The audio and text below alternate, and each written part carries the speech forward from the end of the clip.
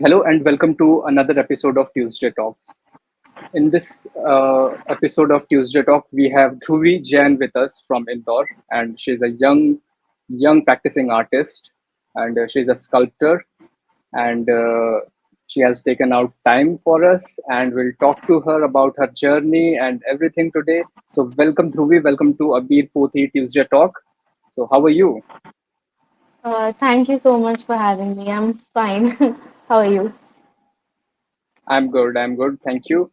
So, we would like to know, would begin with what are you doing these days? Uh, so I just completed my post-graduation last uh, this April, May. So I've been just juggling between things. I've been trying to adjust to the new environment where I'm not under any academic structure anymore. So uh, yeah, I'm continuing my practice. I've been working in this space, which is my home slash studio. I've been drawing. The ceramic work is not so much possible here, but I've been doing my drawings. Yeah. So, how did you realize that there is an artist inside you, and how did this journey begin? Could you take us through that journey? I think I was always interested in art. I had always been creating since I was a child, so this was not new for me. I was always interested in this, and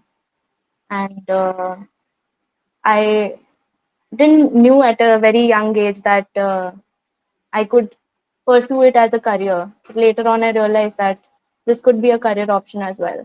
But it also comes with a lot of other things. Then, like people say that art as a career wouldn't have much stability. So that was one question that was there. But leaving all that aside, I thought I will join and I'll pursue it as a career. And so I came to Baroda from Indore and I started my journey here. So, you did your BFA and masters from Baroda only. Yes. So, tell me about the curriculum. What all you studied in Baroda in BFA and in masters? So in bachelor's, you would mostly have basic study and material modules where you would get to explore a lot of mediums, a lot of materials, would get your hands on various materials so that you get to know what suits you and you get to learn those materials, working in those materials. Initially, first and second years, you would mostly have study batches and would have basic visual art theory and history of art and everything. So that is basically the curriculum. And from third year onwards, you would get more into what your practice is and what interests you more and what are your concerns. You get modules in which you get to depict those. You get to work on your compositions and your ideas. So the study from the first and second year really helps you to bring out those to life.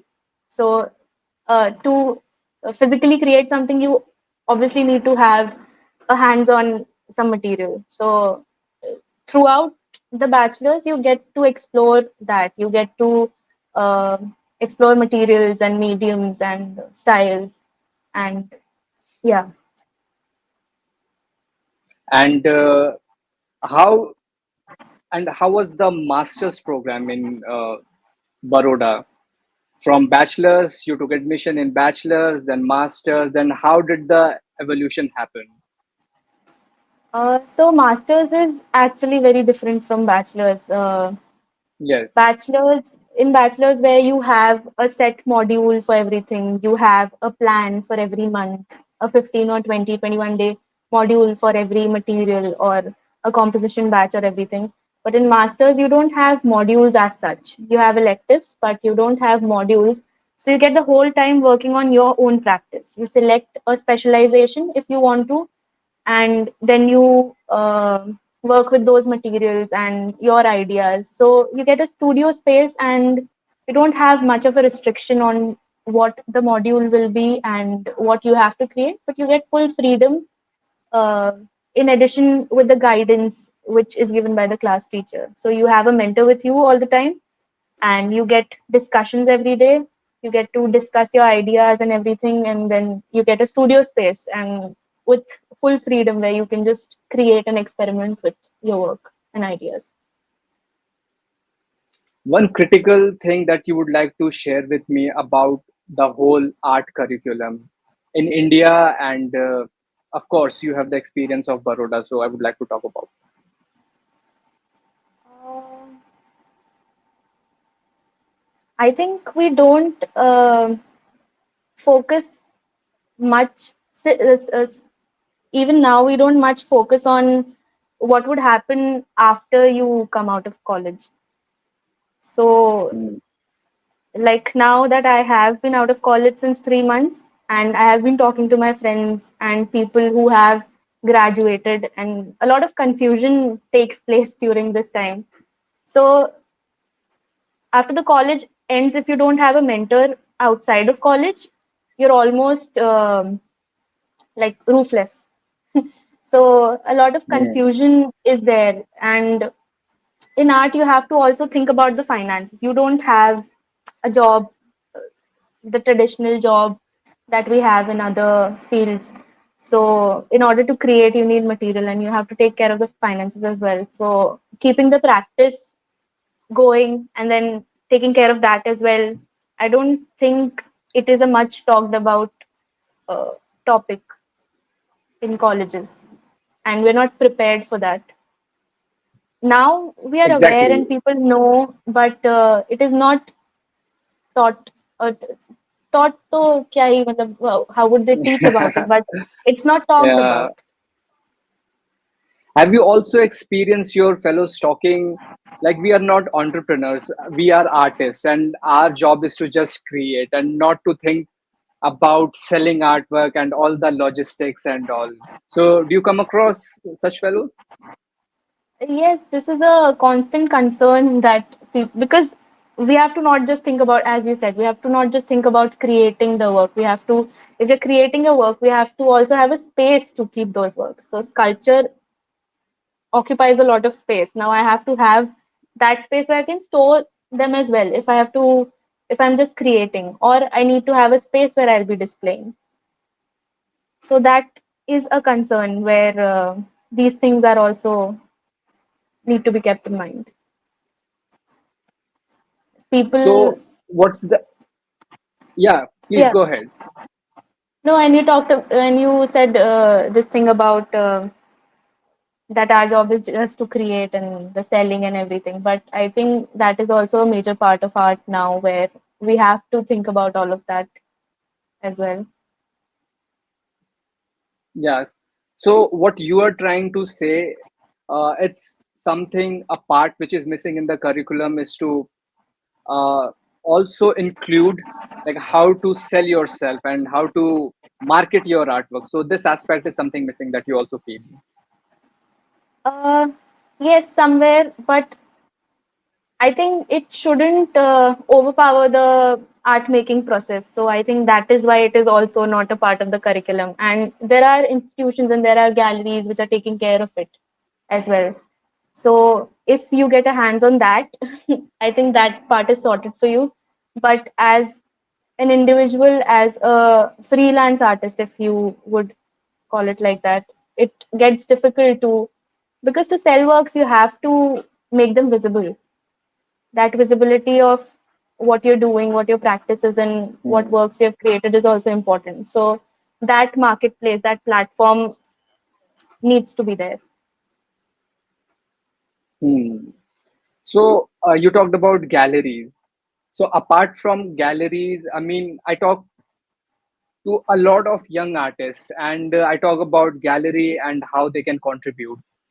You there? Sorry. Yeah, I lost you for a second. So Uh, I was saying galleries. I was talking hmm. about the galleries. So I talk to a lot of young artists and I talk to them about galleries and how it's gonna, contribute in their life. I mean, making things easier. They don't have to think about the logistic aspect and they can focus fully on creativity. So apart from galleries, do you think there are other venues that can support you? uh, in the progress that takes place in your art journey, I think residencies are very helpful. Hmm. Residencies help you, it sort of takes you away from this place and puts you into a space where you can consciously interact with people from other backgrounds, and you get a working space where everything else is taken care of and you have to just focus on your work for the given time period. So I think that Hmm. helps a lot in the progress of the work itself. Other than that, galleries help a lot in that sense, where you don't have to worry about where you're displaying, how you're displaying. You don't have to take care about or think about that, and you can just focus on your work and just hand it over, and the rest will be taken care of. Yes.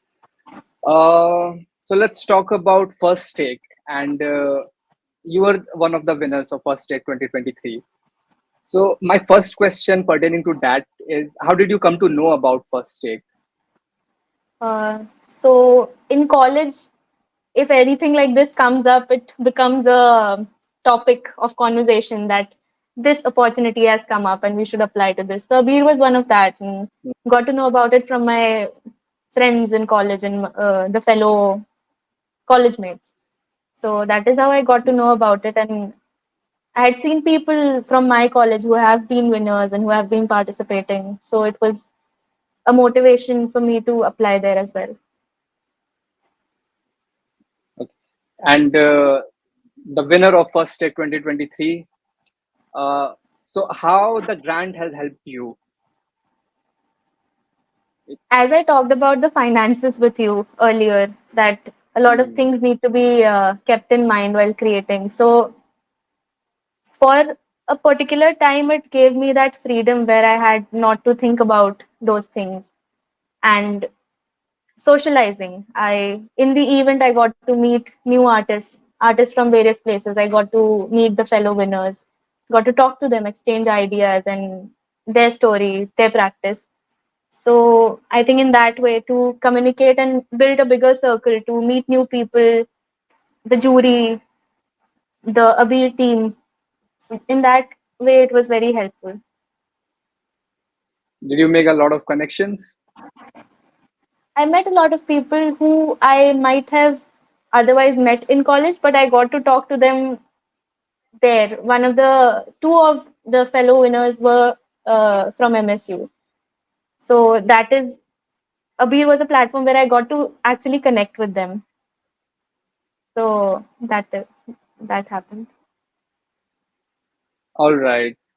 So coming back to your art practice, uh, tell us more about your art, your sculptures. What do you think about it? Take us through your creative process. Uh, the process of my particular the current practice, it started very impromptu. I mean, it was not well thought of, and I was just creating to enjoy. Initially, I was disturbed that in this curriculum, I have to force myself to think about something and create. So the whole idea for art for me was that I don't have to think, and it sort of disconnects me with the world and gets me into my own world where I can create and enjoy. And it was sort of meditative. But in the institution, things are slightly different. You have to work for modules and stuff. So this practice started around in COVID when I was drawing by myself and for myself. And I realized how there was a pattern that was created, and I was sort of developing a language. And I started realizing and reading into my works. I started understanding why I was doing what I was doing. And the work the work started with the incapability of the verbal language, I think, as the emotions I talk about. So I thought emotions or feelings cannot be fully put into words, and our body is a channel. So the Hmm. words that come out of us, this body is a channel for that language. And for art also, the body is a channel. So I thought this is another way of me to communicate, to compensate for the shortcomings of the verbal language. And so I started creating these drawings. I was reading about your artist statement, and I have also written. a small profile on Abir Pothi, and I was going through it, and you talk about subconscious and conscious mind a lot. So, how Hmm. does that play a role in your artwork? Um, I feel that there are a lot of emotions that are sedimented into us. And I think that is where the subconscious, if you may call it, comes into play. I feel that the subconscious and the conscious are not communicating within ourselves. Mm, I feel there's a lot of deception, and in a civilized society, we're too conscious of how we are acting, what we are portraying, how we are speaking. But inside, we're really absurd, I feel. We're savages. We have been savages and we're absurd. So, a lot of things, the residue and the sediments, they stay within us. And I feel that is what I call subconscious, where these things which are not very consciously coming out of you, the emotions, mm. that that is what I call subconscious. Do you see a lot of dreams? Uh, actively, not very actively, but yeah. No, not So actively. While we even are with, sleeping, no, I'm not talking about the as in, daydreaming. by actively, I meant not regularly. So I used to have dreams. There was a time when I was practicing with dreams. I would just wake up and draw whatever I saw in my style.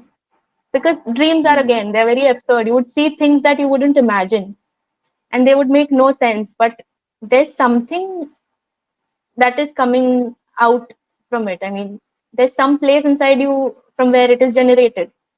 So it sure has a meaning. That absurdity has a meaning. Now, to put everything into words would again just cancel out what my process is, because I'm talking about the shortcoming of language, the verbal language. So I mm, would just wake up and draw these things. They would not have a particular meaning, but the essence of what I feel or saw. mm. So, how do you see the evolution of your art, right, from MSU till now, and how do you see where is it going? Can you trace the evolution? Yes, I started with drawings initially, and these were very linear and simple drawings initially. And it developed into the elements started adding into it. A lot of things, lot of elements, lot of. I started working with a lot of figures later on.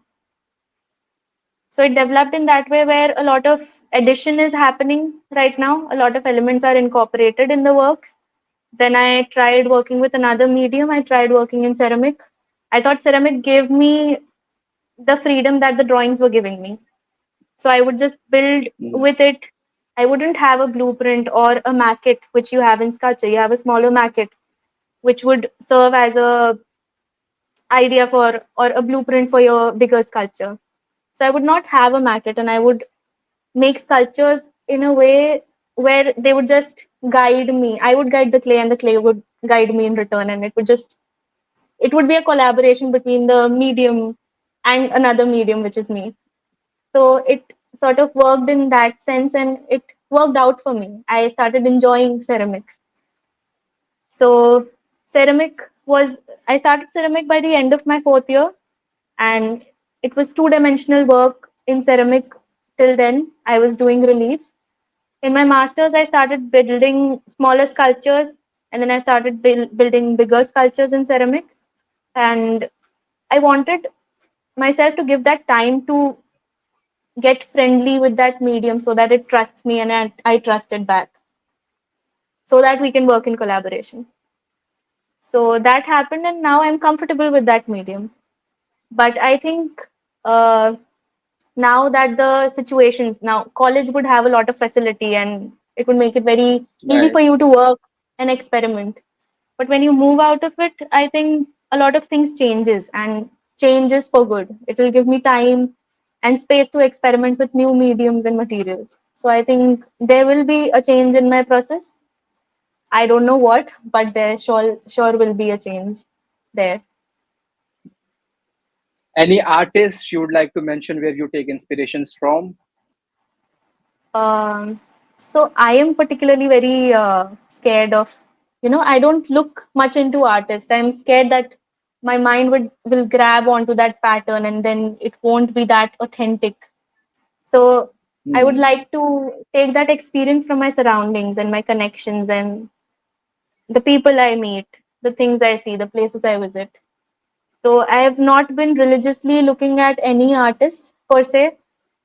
So I wouldn't say that there is any inspiration from any artist for my work because I think I might very subconsciously grab onto the pattern or the style or get very influenced. If I like something or somebody's art process so much, even if I'm not consciously trying to grab onto things, the mind works in a very funny way. I think I wouldn't even realize and I'll grab onto those patterns. So I don't look up to artists as much. All right. So apart from art and art practice, what else you do? Like what are your hobbies and all? I like cooking. Wow. Cooking serves to me as art does. When I'm cooking, I am indulged in it and I like it. So, Hmm. you enjoy things where you don't get the idea of time passing. So Hmm. art is something when when you're really enjoying something, you don't realize how much time you've spent doing it. So Hmm. cooking for me, I enjoy it. I don't look how much time I'm spending or and there are days when I won't enjoy it as well. There are times you're so occupied that it won't interest you or you'll be so occupied. Same with art. You can't create when you're too bothered about other things. So I think Exactly. cooking serves me that. I enjoy cooking. I like plating my food. I like eating nice food. Yeah. So what do you do? Like when you have creative block, so you cook, or I'm sure you cook, and Yeah, and for and what creative else? work, You- I try going out and talking to people. I think Baroda, the reason for staying in Baroda is that you're surrounded by a lot of people in various stages of their journey. So you have a lot of people you can approach and talk to. I have a lot of my fellow classmates who have stayed back in Baroda. So in that way, it helps. I can go out and talk to people, talk about art or about anything at all. I can talk about their practice. I can talk about my practice. And I think talking really helps. The plus point, I mean, one of the plus points of college was also that you're surrounded by so many people from so many backgrounds. It's so dynamic that you just be there. And even if you're not working, experiencing so many things. Just you're experiencing other people's life. You're talking to them, getting to know about their experience and their practice. So I think living in Baroda and with art blocks, that is one thing that I would do. I would like to go out and talk to these people because I'm sure everybody faces it and how they deal with yes. it. So I think talking helps, socializing. Yeah. So there are also people like for me. When I am getting good, I'm also an artist, and when I'm into creative thing and I'm only doing that, then if I need a break, then I would like to do something which is not art at all or not creative at all. Yeah, sometimes you uh, have to get away from that. yeah, It's because funny. that helps to, Hmm, yeah, you were saying. yeah, that helps in decluttering your mind, and then again you can fill it with ideas. So talking about decluttering, I also enjoy cleaning. That'll be funny, but I enjoy that. It is also a very mindless thing to do, but you're engaged. So Yeah, cleaning also I because think it's yeah, yeah, yeah, please go ahead. sometimes the clutter in the mind and the surrounding, I think if I clean where I'm, so it's not like I'm in a very dirty space, but it gets messy sometimes, and you're not in that mental space to keep it tidy all the time. But there are times when I want to declutter my mind or I want that peace of mind, I would just tidy up my space, rearrange things, clean surfaces, and set up my studio or my house, my room in a way that it inspires me again. So I like a little change here and there now and then. So I would just change certain things. I would clean, I would set up. That also helps. It reflects All right. the what is on the Hmm. outside that reflects in the inside. Absolutely, absolutely. Well, it was a total pleasure talking to you, Dhruvi, and thank you Likewise. so much again for taking out time.